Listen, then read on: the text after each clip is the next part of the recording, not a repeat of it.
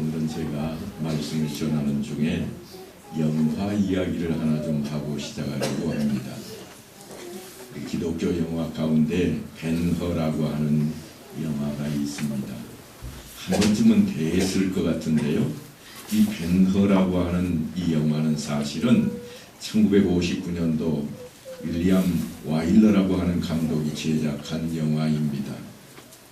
원래는 미국의 웰리스라고 하는 사람이 1880년에 발표했던 그리스도 이야기라 그리고 부제를 달기를 그 소설의 주인공인 유다 벤허를 따서 벤허라 하는 작품으로 발표가 되었습니다. 그런데 여기에 글을 썼던 웰리스라고 하는 사람은 그 소설의 원저자일 뿐만 아니라 남북전쟁 당시의 남북은 장군이었습니다. 그래서 그에 대한 자료가 아주 많이 남아있는데요. 그 자료를 제가 좀 살펴보았더니 그가 열정적인 신앙을 가지지는 않았지만 일평생 감리교회에 출석했던 사람이었습니다. 어릴 적부터 어머니로부터 성경 이야기를 들으면서 자랐습니다. 우리가 오늘 찬송을 불렀습니다만 199장에도 어머니가 들려주시던 그 말씀 성경에 대한 이야기가 나옵니다만 이 사람이 벤허라는 작품을 쓰기 전에도 사실은 동방 박사들이 베들레헴까지 가는 이야기 그걸 소설로 쓰기도 했습니다. 하지만 그는 그 소설을 쓴 것을 책상에 서랍에다가 잡아놓고는 잊어버렸습니다. 그래서 우리가 조금 요즘 영화로 대하는 벤허라고 하는 그 놀라운 소설의 서문에 보면 재밌는 이야기가 하나 수록이 되어 있는데요. 웰리스 자신에 대한 이야기입니다. 어릴 적에 어머니께 동방박사 이야기를 아주 감명 깊게 들었고 후에는 잡지사에 보낼 목적으로 원고를 집필했지만 서랍 속에 묵혀두고 말았다. 나는 종종 유명한 목사님들의 설교집을 구입하여 읽기도 했지만 주로 화려한 문체에만 관심이 있었다. 그런데 정치에 입문하게 된 어느 날 공화당 총회에 참석하기 위해 나는 열차를 타고 이동하게 되었다. 이런 재밌는 이야기가 앞쪽에 있습니다. 그리고 뒤에 그 놀라운 이야기를 그가 스스로 기록해 놓은 대목인데요. 열차에서 앵거솔이라고 하는 한 사람을 만나게 됩니다. 그 사람은 놀랍게도 무신론자였습니다. 우연치 않게 둘이 열차에 앉았으니까 바라보고 앉았잖아요. 그래서 둘이 무슨 이야기를 하게 되었는가 하면 신과 종교에 대한 이야기를 하필이면 둘이 시작을 하게 되었습니다. 그러면 누가 할 말이 많을까요? 웰리스가 할 말이 많아야 됩니다. 그는 남북은 장군까지 지낸 인물이니까 통솔력도 있을 뿐만 아니라 말도 제법 잘했습니다. 그런데 오히려 앵거솔이라고 하는 이 사람이 토론을 시작할 때부터 내릴 때까지 한마디도 지지 않고 무신론에 대한 이야기로 웰리스를 한마디도 대꾸하지 못하게 그렇게 압도해버리고 맙니다. 그래서 공화당 총회에 참석하러 갔던 웰리스는 숙소에 도착하자마자 아주 깊은 고뇌에 빠져버리고 말았습니다. 내가 그래도 어릴 적부터 신앙으로 살아왔고 형식적인 신앙 생활을 했지만 그래도 그렇지 내가 어떻게 종교도 없는 무신론자한테 신에 대한 이야기를 한마디도 대꾸도 못하고 그렇게 지게 되었을까. 그래서 그날 그 일이 그에게 반면 교사가 되었다. 그러한 기록입니다. 앵거솔에게 한마디도 넘박하지 못했던 자신의 무지와 무관심. 비록 교회는 나갔지만 예수가 어떤 분인지 자신이 믿는 것이 무엇인지 한마디도 대꾸하지 못했던 그것이 너무나도 창피하고 또한 두렵기까지 했습니다. 그래서 그는 고아람 총회를 마치고 돌아오는 길로 서재에 박혀서 성경책을 펼쳐놓고 연구하기 시작했습니다. 그리고 그가 쓴 소설이 다름 아닌 우리가 영화로 보고 있는 벤허라 하는 영화입니다. 이 영화는 지금 아직까지도 상영되고 있고 뿐만 아니라 우리들 믿는 자들 아니라 믿지 않는 자들에게도 큰 감명을 주고 있습니다. 영화는 시작하면서 엄청나게 웅장한 경기장 안에 전차 경주가 시선을 끕니다만 그 영화를 보면 아주 중요한 한마디가 있습니다. 그게 뭔가 하면 물론 그가 영어로 된 영화니까 영어로 했겠죠. 뭐라고 했는가 하면 I know him 그랬습니다. 내가 그를 알아. 이게 주인공인 유다 베느허가 내뱉은 말입니다. 어떻게 보면 이 말이 그 영화의 중심입니다. 이 영화에는 메셀라에 의해서 집안이 풍비박산이 나고 사랑하는 어머니와 누이 동생은 나병에 걸리고 원한과 복수심에 사무친 유다 베너가 그렇게 등장을 하게 됩니다. 그런데 십자가를 지고 골고다 언덕으로 향하던 예수님이 쓰러질 때에 물을 떠주고 있던 베너가 그렇게 외치고 있는 겁니다. 물론 영화입니다. 성경에 나와 있는 이야기가 아닙니다. 쓰러져 있는 예수님께 물을 떠주며 유다가 하는 말이 내가 그를 알아. 언제 알았는지 오래전 자신이 노예가 되어서 팔려가던 길에 타는 목마름으로 고통스러울 때 자기에게 물을 마시게 했던 그 남자. 어렴풋이 그 남자가 떠오른 겁니다. 저지하고 있던 로마 군인들마저도 감히 범접하지 못했던 그 남자가 오늘은 이제 피투성이가 된 채 십자가 밑에 쓰러져 있습니다. 그의 얼굴을 대하는 순간 자신 안에 있던 복수심, 증오로 가득했던 그의 가슴이 뻥 뚫리는 충격에 휩싸이게 됩니다.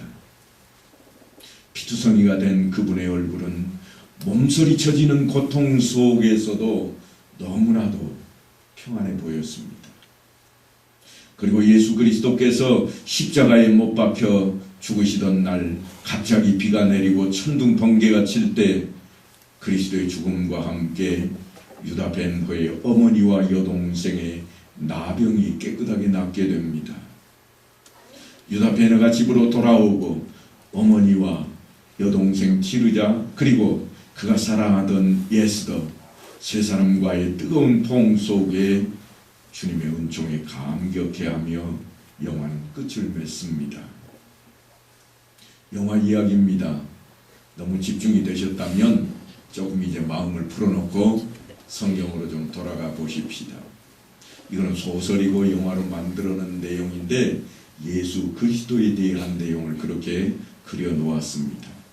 그런데 여러분 어느 날 어떤 사람이 자신이 하나님이라고 자신이 구원자라고 외치고 다닌다면 우리는 아마 그를 향해 미친놈이라 그럴 겁니다. 그런데 2000년도 훨씬 더 된 옛날에 멀쩡하게 생긴 한 청년이 유다 땅에서 그런 소리를 하고 돌아다녔다는 것입니다. 내가 곧 길이요 진리요 생명이니 나로 말미암지 않고는 아버지께로 올 자가 없느니라. 나를 본 자는 아버지를 보았거늘 어찌하여 아버지를 보이라 하느냐. 사도 요한은 제자가 되어서 3년 동안이나 그분을 따라다녔고 십자가에 달리는 것과 죽은 지 사흘 만에 다시 살아나시고 승천하시는 것을 몸소 체험을 했던 인물입니다. 누가가 아주 자세하게 그 내용을 기록하고 있는데요. 때와 시기는 아버지께서 자기의 권한에 두셨으니 너희가 알 바 아니요 오직 성령이 너희에게 임하시면 너희가 권능을 받고 예루살렘과 온 유대와 사마리아와 땅끝까지 이르러 내 증인이 되리라. 승천하시기 전에 주님께서 하셨던 말씀입니다. 그런데 누가는 이어서 이렇게 기록합니다. 이 말씀을 마치시고 그들이 보는데 올려져 가시니 구름이 그를 가리어 보이지 않게 하더라. 그래서 요한은 이제 살아도 그를 위하여 살고 죽어도 그를 위하여 죽기로 결심을 합니다. 마치 바울의 고백과도 같습니다. 우리가 살아도 주를 위하여 살고 죽어도 주를 위하여 죽나니 그러므로 사나 죽으나 우리는 주의 것이로다. 왜냐하면 그분은 진정 하나님의 아들이시요 우리의 구원자이시기 때문입니다. 그래서 사도 요한은 그분을 참 빛이라 그렇게 해석을 했습니다. 참 빛, 곧 세상에 와서 각 사람에게 비추는 빛이 있었나니 그가 세상에 계셨으며 세상은 그로 말미암아 지은 바 되었으되 세상이 그를 알지 못하였고, 그러니까 그 빛은 우리가 육안으로 볼 수 있는 그런 빛이 아니라 전혀 다른 차원의 그런 빛입니다. 우리의 눈에 보이는 빛이 있습니다. 대표 주자로 태양을 우리는 생각할 수 있을 것입니다. 만약에 태양빛이 없다면 지상에 살아있는 모든 것의 생명은 다 사라지고 말 것입니다. 그런데 그 빛이, 태양빛은 물론이요 세상 만물을 만드신 장본인이라 요한이 그렇게 말씀을 전하고 있습니다.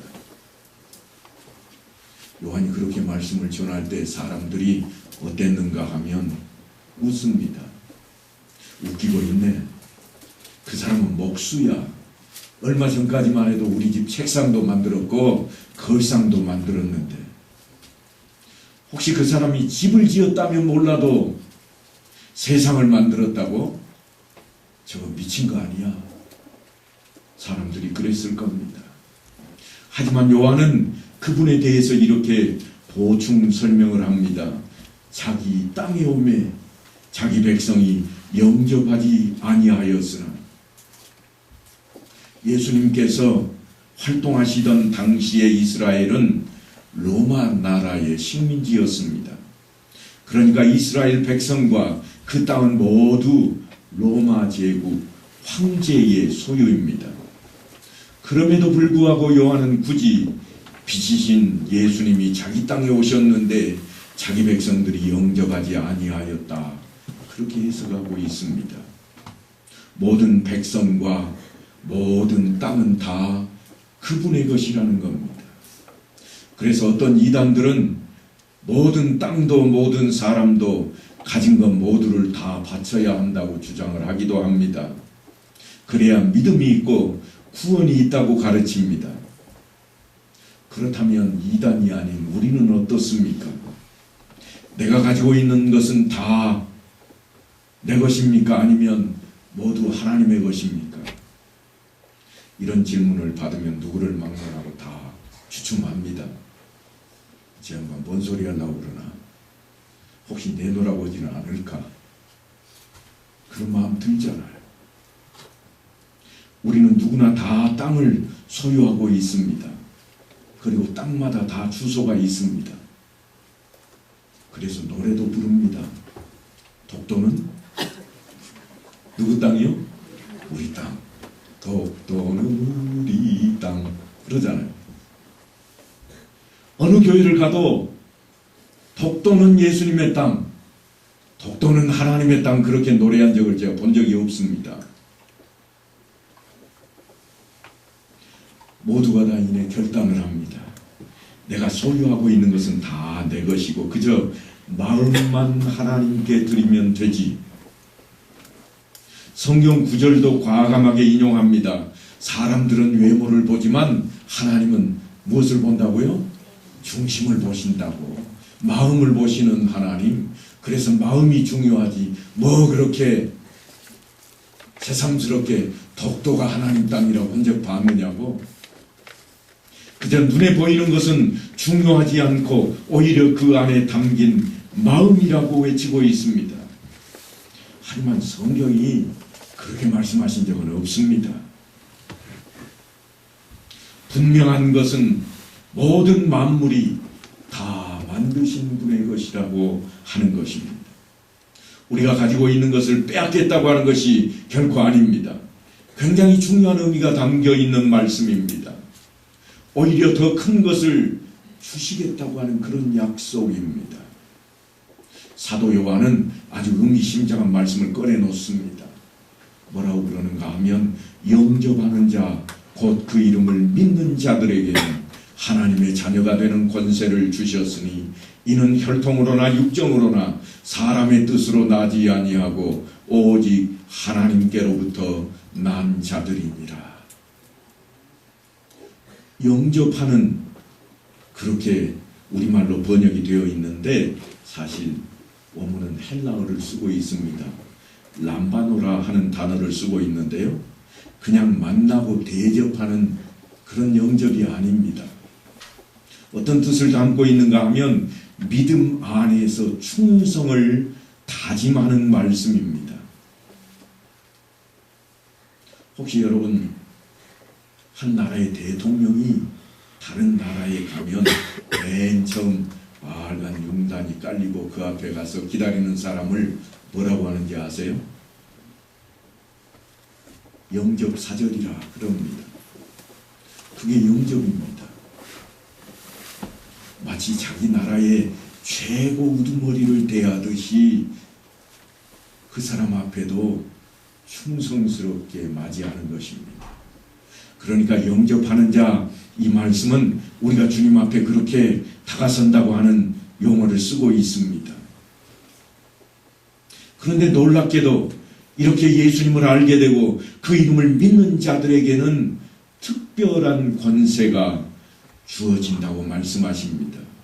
예수님을 나의 구세주로 영접하는 자에게 새롭게 주어지는 존재 가치가 있는데 그것이 다름 아닌 천지를 창조하신 하나님의 자녀로 삼겠다고 하는 약속입니다. 이전에는 알지도 못했고 깨닫지도 못한 새로운 존재가 갑자기 되는 겁니다. 하나님의 자녀가 되었다. 그러면 독도는 누구 땅일까요? 독도가 누구 땅이에요? 내내 노래까지 있다니까요. 우리 땅이라고. 예. 무엇과 같은가 하면 우리 장로님 한 번 더 좀 오늘 살펴야 되겠습니다. 수석 장로님이 장신덕 장로님인데요. 장신덕 장로님 아들이 누구예요? 네, 민우입니다. 민우 친구들이 장로님 댁에 가면서 누구 집 간다고 그럴까요? 누구네 집 가요? 그 집 장로님 집인데?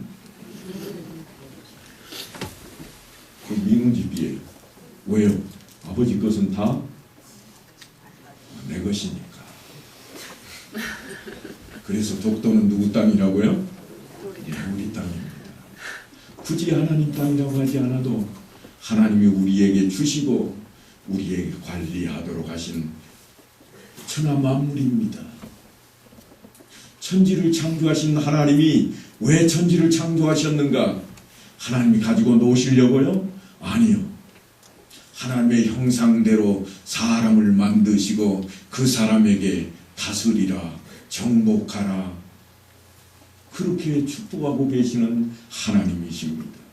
그걸 잊어버리고 성경을 읽다 보면 유대 나라의 역사 같고 왜 하나님은 유대인들에게만 이렇게 관심을 갖고 계실까?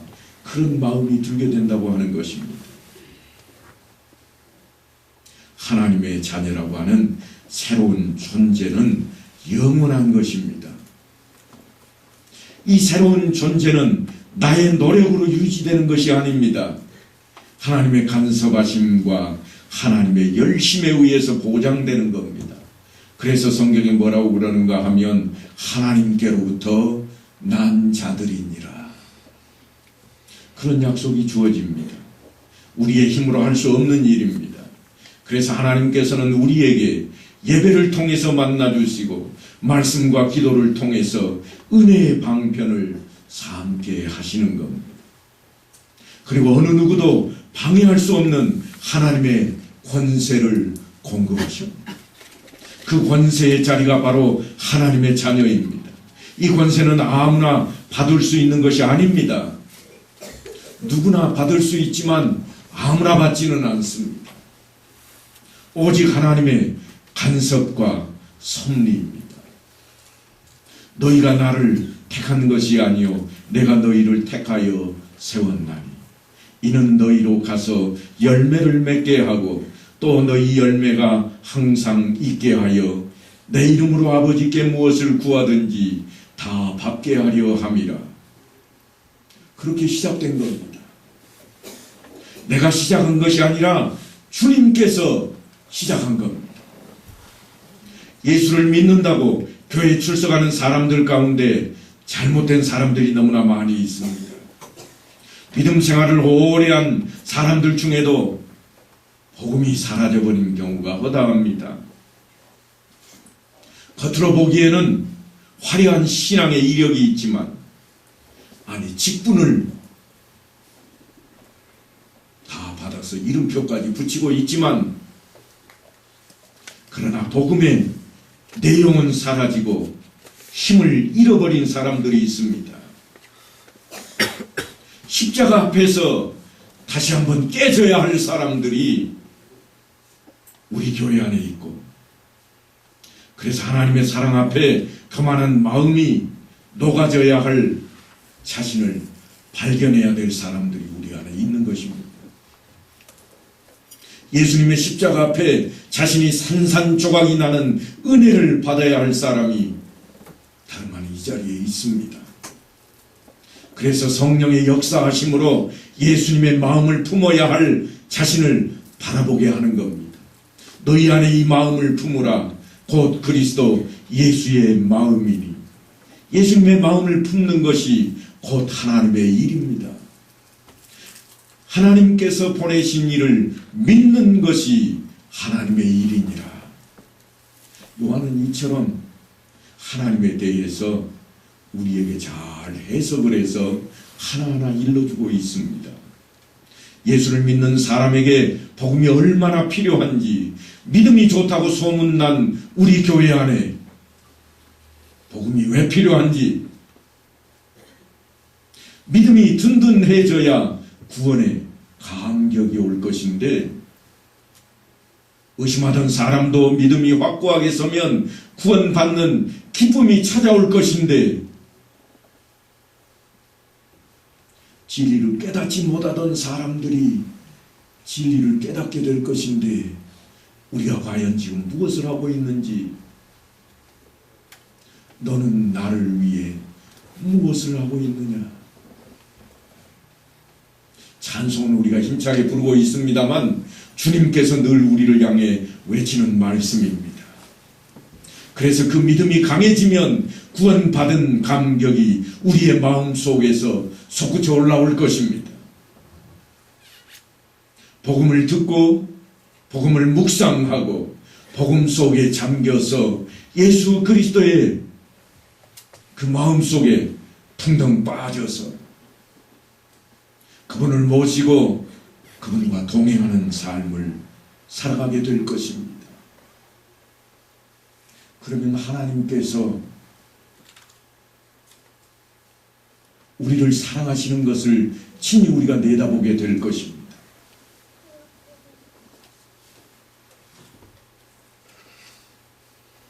그렇게 되면 우리가 요한이 만났던 영광의 예수님을 고백하고 증거할 수 있게 됩니다. 말씀이 육신이 되어 우리 가운데 거하심에 우리가 그의 영광을 보니 아버지의 독생자의 영광이요 은혜와 진리가 충만하더라. 누가 그분을 만나게 됩니까? 하나님께로부터 난 자들이니라 하신 그 말씀대로 하나님의 자녀들이 그분을 만나게 되는 겁니다. 오늘 저와 함께 예배를 드리기 위해 이 자리에 나온 사랑하는 성도 여러분 가운데에서 많은 분들이 복음으로 다시 태어나야 할 자리에 있다고 저는 생각을 합니다. 다 한다고 하는 생각은 흔히 마귀가 사용하는 이용수단입니다. 또 그 말 한다고 하는 음성도 사탄의 유혹일 수도 있습니다. 우리 모두는 너나 할 것 없이 다 복음에 대한 감격이 식어져 가고 있습니다. 그래서 우리 모두에게는 복음의 감격과 구원의 감격이 회복되어야 할 절실한 필요성이 요구되고 있는 것입니다. 그 복음의 감격이, 구원의 감격이 회복될 수만 있다면 우리가 사는 세상은 달라질 것입니다. 사랑하는 성도 여러분, 예배만 보시고 그냥 가실래요? 목사님이 무슨 설교를 하시는가 보자. 장로님은 무엇이라고 기도하시는가 보자. 찬양되는 찬송을 은혜롭게 부르는가 보자. 그래서 예배만 보고 그냥 나가실래요? 아닙니다. 그래서는 안 됩니다. 예배는 보는 자리가 아니라 하나님 앞에 드리는 겁니다. 내 마음을 드리고 내 뜻을 드리고 내 정성을 드리는 겁니다. 그래서 나의 마음이 빼앗겨야 됩니다. 그래야 감격이 옵니다. 그래서 다시 복음 앞에 그 감격의 자리로 나아가야만 할 것입니다. 내 마음을 빼앗기지 않고는 예수님의 마음을 품을 수가 없습니다. 너희 안에 이 마음을 품으라. 곧 그리스도 예수의 마음이니. 신령과 진정으로 예배를 드려야 비로소 내 안에 주님의 마음이 함께 하시는 겁니다.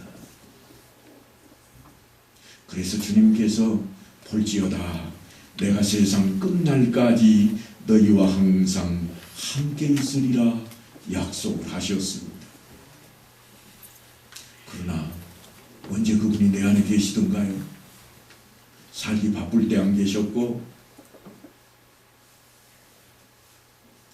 친구 만날 때 계시지 않았고, 돈을 보기만 하면 그분은 어디 가고 안 계셨습니다. 그래서 우리는 늘 바빴고 돈이 너무나도 중요했고 목구멍이 포도청이라는 말이 스스럼없이 그냥 튀어나오고 말았습니다. 그것이 우리의 현주소입니다. 젊었을 때로 한번 돌아가 보십시다. 내가 사랑하는 연인이 조금 전에 만나고 왔지만 잠자리에 들면 또 보고 싶지 않았을까요? 여전히 보고 싶고 여전히 만나고 싶고 내 마음속에 여전히 그가 자리 잡고 있지는 않았습니까? 하물며 우리 인생의 찰나지간도 그러할진데 우리 안에 주님을 품어야만 합니다. 너희 안에 이 마음을 품으라. 곧 그리스도 예수의 마음이라 하는 그 말씀이 내 안에 머물러 있어야 그저 내 안에 주님이 늘 계시고 그래서 그 감격이 그 사랑이 녹아지고 흐르고 넘쳐나게 되는 것입니다. 사랑하는 성도 여러분, 오늘 주님께서는 우리 앞에 분명히 함께 하시겠다 약속하셨고 사도 요한은 그 주님을 영접하는 자 곧 그 이름을